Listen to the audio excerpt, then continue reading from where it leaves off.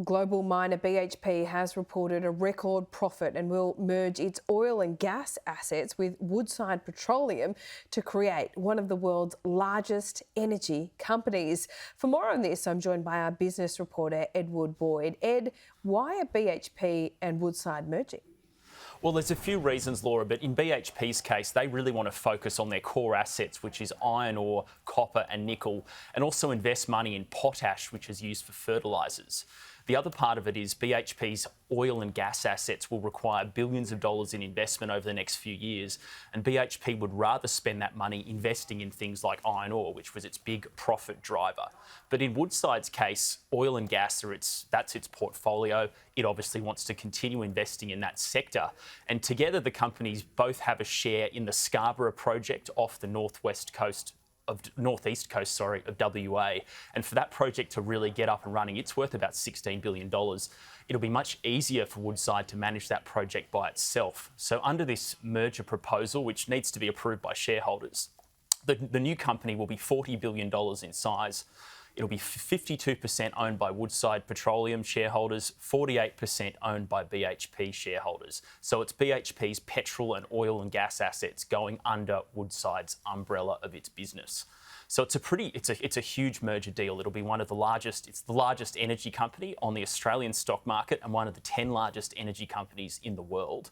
Got a quick quote here from the chief executive of BHP, Mike Henry.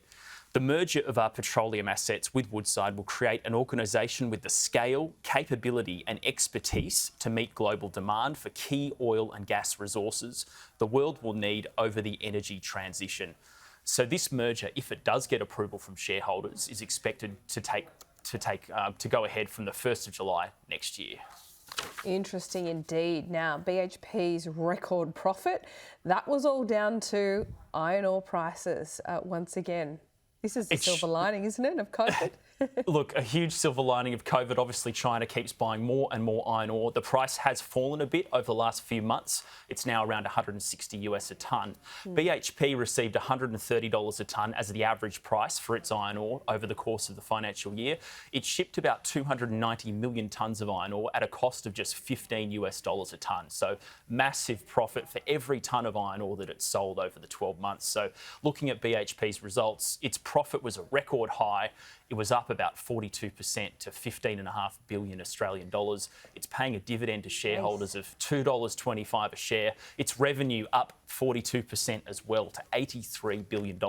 That's all down to the iron ore price. So huge result here from BHP's iron ore division. The other thing that they announced overnight is they're now going to be investing more money in potash. They've got this a project in Canada, which is a potash project. They're going to be spending about $8 billion on that project to get it up and running and operational by 2027. They view potash as one of the key minerals the world is going to need over the next few decades. It's used in fertiliser for agriculture. Yeah. They see the world's rising population needing to be fed, and they view potash as a really key investment for them. Very interesting indeed. Yeah, certainly a shift in its business model, it seems, to really investing in fertiliser. But before I let you go, Ed, 20 minutes before the market opens, it's going to like this, isn't it?